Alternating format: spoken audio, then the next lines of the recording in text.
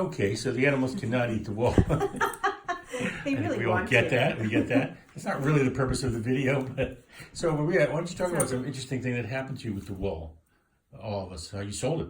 Well, I did. I because of everyone out there, I sold all the wool that I had in one day, basically, which was pretty spectacular. And I Were you missed it. surprised? Yeah, I was really surprised. But I think I don't know. I was pleasantly surprised. And you had this nice story today about And then I the had, yeah. So then one of our someone who just is really good to Bedlam Farm and the Army of Good and is buys a lot of my work and is always making a lot of donations. Asked for 4 skeins of the orange wool. She wants to make hats for her family, especially for this time of year where it's hunting season. And I can appreciate that because I was just walking out in the woods and I thought, oh, I should have wore my red hat. And I was wearing this hat that my friend Susie made me, but it's almost the color of a deer, so it's probably not such a good thing. Anyway, so I told Fran that I didn't have, I miscounted, unfortunately, and I only had 3 skeins of the orange wool that she wanted.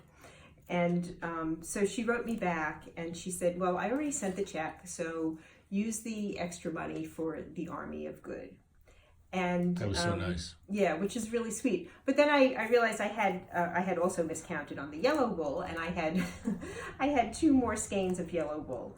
So I wrote back to her and I said, you know, I can give you yellow instead of orange. I said, and then I had just 1 skein of yellow wool left, and I told her, you know, if you want it, I'll just give that to you. She's so generous, and it made me so happy to be able to. Bud wants to eat that. Yeah. I know.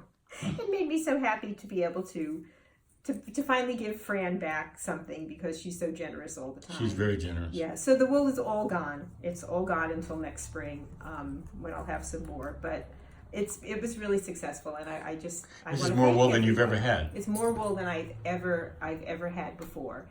And So maybe you could just mention too the different things you attribute selling it all to. well, I think it being that I did it on this Saturday where a lot of people were looking to buy for Christmas. Also, I discounted it. I gave a 20% discount on it. And you, John, seem to think the video had something to do with it. I do think the video had something. I think the video is very important because I think the camera likes you, and I think you're very authentic. You really love this stuff. You have real feeling for all of it. You talk about it very honestly, and I think, in this kind of world of hype and batter, it's Black Monday and Purple Tuesday, and I know. and I'm just barraged all day long with sales pitches that are not authentic. They're just people trying to sell things, but you really love this stuff. Well, it's true, and I feel very passionate about my work and about the wool. It comes from our sheep that we feed every day and take care of, and the dog's herd and or red herds. Yeah. Maybe he'll be doing that again, hopefully. So yeah, I it's one of those things that I feel strongly about. So it's really a nice thing. It's just a really good feeling around it. Yeah. And then you want to thank everybody. I do. I want to thank you all for making this so successful, and that I can, it's one of the reasons that I can keep the sheep, that we can keep the sheep, because I don't make a lot of money on the wool, but it helps. It does make a difference. So we don't want to be shearing them and sending the wool off, and if I can't sell it, it's not worth doing. But I see that it is worth doing. And so the sheep are worth having. And they're worth having. Yeah. Well, thank you so much. I think it's just is something to celebrate. Very nice, and thanks everybody for